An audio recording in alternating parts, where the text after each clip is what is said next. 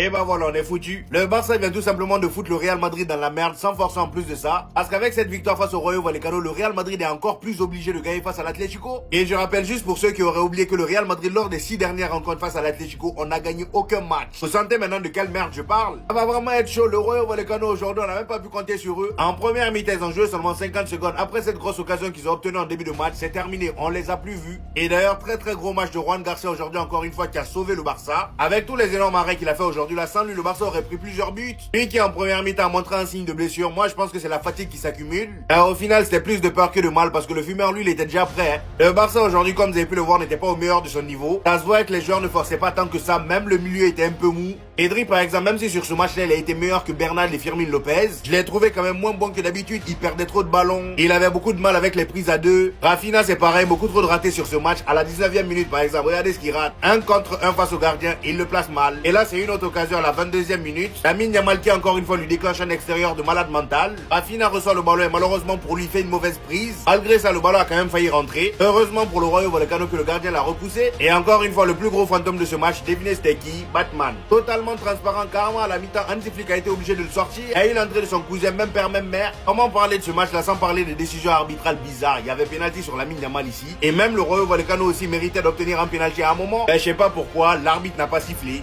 On vient d'assister à un match de taré. Le Real Madrid vient de faire quelque chose de dingue et vous allez comprendre pourquoi. Déjà, commençons par le plus simple. Comme vous le savez, lors des 6 dernières rencontres, le Real Madrid n'avait plus gagné face à l'Atlético. Et aujourd'hui, grâce à un Vinicius et Valverde en pétard, le Real Madrid réussit à faire mouche. Et pourtant, encore une fois, ça avait très mal commencé pour le Real Madrid, étant donné que Lookman nous a rappelé qu'il était là. Déjà, dès les 5 premières minutes, on a vu une équipe de l'Atlético de Madrid qui était venue avec des intentions. Ils ont mis une de ces intensités sur le match, ça nous pressait haut. Mais dès qu'ils ont capté que devant eux, c'est plus le même Real Madrid qu'ils ont tapé la dernière fois 5 buts à 2. C'est là, ils ont commencé à reculer, ils sont allés s'installer dans leur camp. Ils ont commencé à jouer comme ils savent le faire et dès qu'ils avaient une occasion, aller contre-attaque. D'ailleurs, comme ça, ils ont réussi à marquer le premier but. L'action part de Lookman sur le côté gauche. Il combine avec son coéquipier. Ce dernier fait la passe à Simeone. Simeone enchaîne avec une talonnade pour Lookman. Et Lookman termine. Pendant ce temps, on avait Carvajal qui faisait une sieste. Il nous avait complètement endormi. Heureusement qu'en retour de deuxième mi-temps, grâce à un Brahim Diaz bouillant, le gars est part chercher un penalty. Vinicius le récupère. Pas de simagri. Il tire fort. Ça rentre. Contre-pied parfait. Après ça, on a senti une équipe de l'Atlético un peu déstabilisée. D'ailleurs, dès la 54e minute, il y a Jiménez qui va bugger. Le gars s'est pris un gros pressing de Valverde, il perd le ballon et vous savez exactement comment ça a terminé. En l'espace de 10 minutes, le Real Madrid menait déjà 2 buts à 1. On était mené 1 but à 0 de base. Ça, c'est l'esprit de remontada du Real Madrid qui est de retour. On l'avait perdu. Après ça, le cours du jeu continue et pendant qu'on pensait qu'on jouait un football normal,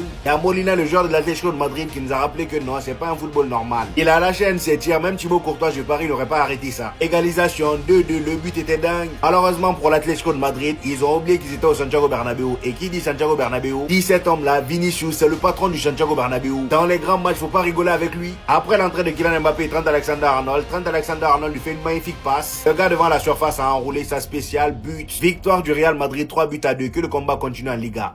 On est sur la pire équipe de première ligue. Arsenal vient de se faire humilier par Manchester City. Pour vous dire, c'était tellement nul que Ryan Cherki a commencé à faire des jonglages tout seul. Et la réaction de Pep Guardiola était encore plus drôle. Il n'en revenait tout simplement pas. Et les gens en première mi-temps n'avaient même pas l'impression d'être dans une finale. Tellement les deux équipes ne proposaient rien. Les deux gardiens étaient là, chill, voilà, il n'y avait presque pas d'occasion. Les statistiques sont là. Seulement 2 tirs pour Manchester City en première mi-temps, 0 tir cadré. Arsenal 5 tirs au total, 3 tirs cadrés. Et c'était la grosse occasion qu'ils ont eu en début de match. Après ça, c'était le néant total. On s'est fait chier. Il a fallu attendre la deuxième mi-temps pour que Pep Guardiola corrige son élève. La consigne était claire, ne pas laisser Arsenal respirer. Ils les ont pressés comme jamais en début de deuxième mi-temps. Manchester City s'est installé devant leur surface et carrément même leur gardien avait du mal à ressortir. Il y a même des phases où ils gardaient le ballon dans les pieds pendant plusieurs secondes. Dès qu'Arsenal récupéra le ballon, c'était aussitôt récupéré par City. Et c'est ainsi qu'ils ont poussé en exploitant le côté gauche d'Arsenal, étant donné qu'aujourd'hui c'était le côté le plus fébrile. Et au final, ils ont réussi à ouvrir le score à la 59e minute. Et devinez d'où venait l'action, du côté gauche d'Arsenal. On a le jeune latéral gauche de Manchester City, Orei, qui reçoit un centre. Et par Arrizabalaga essaie de s'interposer, il essaie de prendre le ballon, mais il le prend mal. Le ballon vient devant Orei qui le pousse dedans avec sa tête. 4 minutes plus tard, il refait la même chose, 2 buts à 0. Et sur son premier but, fallait voir la réaction de Pep Guardiola. Vous me regardez, il a failli casser les panneaux publicitaires, je me demande même s'il a pas cassé. Bref, encore une fois, Arsenal perd un trophée face à Manchester City.